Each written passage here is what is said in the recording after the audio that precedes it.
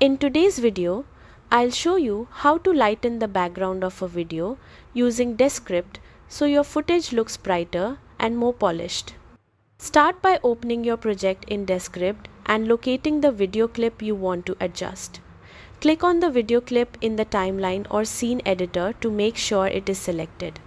Once the video layer is selected, look to the right side of the screen for the Properties panel. This panel contains all the visual controls for your clip. In the Properties panel, open the Effects section and add the Color Adjustments effect. This allows you to control how light and color appear in your video. Begin by increasing the exposure setting. Raising the exposure will brighten the entire video, including the background.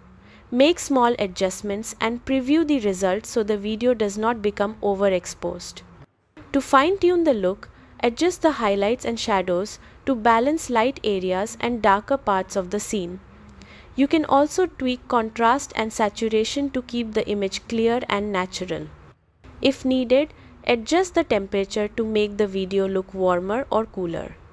Continue refining the settings until the background looks brighter while the subject remains clear. That's it. You've successfully lightened the video background in Descript and improved the overall visual quality of your clip. Thanks for watching and happy editing.